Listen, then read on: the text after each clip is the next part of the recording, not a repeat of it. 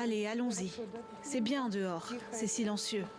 Tatiana rassure ses 2 enfants. La sirène d'alerte en cas de possible bombardement aérien résonne pourtant dans toute la ville de Dnipro. Mais ce n'est rien comparé à l'enfer que la famille vient de traverser. Les enfants ne sont pas sortis du bunker où ils étaient pendant 40 jours. Ils ont besoin de respirer de l'air pur. Ici, à Dnipro, une des principales villes de l'Est de l'Ukraine, respirer dehors est encore possible. Ce n'est pas le cas à Lysychansk.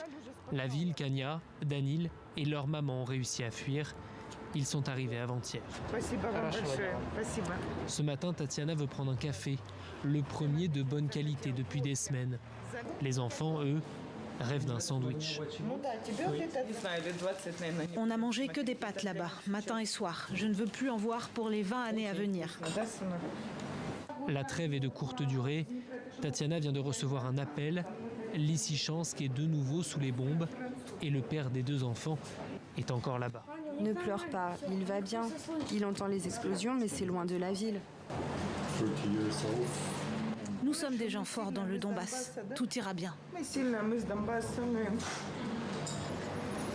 Vous pouvez voir ce qui est arrivé à notre immeuble. Toute la famille habitait ici au 3e étage. Quand le missile s'est abattu sur le bâtiment, ils étaient dans le bunker au sous-sol. Ce sont des miraculés, exactement comme Valentina, 78 ans, et sa fille. Elles ont dû fuir Berdiansk, une ville entièrement contrôlée par l'armée russe. Ce matin, elles essaient d'acheter une carte SIM. C'est important d'avoir une carte SIM pour pouvoir garder contact avec nos proches, nos voisins, qui sont toujours à Berdiansk. J'ai laissé ma clé d'appartement à des amis, mais souvent, il n'y a plus de réseau là-bas. C'est bon, votre carte marchera dans 3 heures. Quitter Berdiansk est extrêmement difficile. Les Russes contrôlent tous les accès. Il y a quelques jours, la Croix-Rouge est parvenue à exfiltrer plusieurs centaines de personnes. Valentina et sa fille s'en sont sorties toutes seules.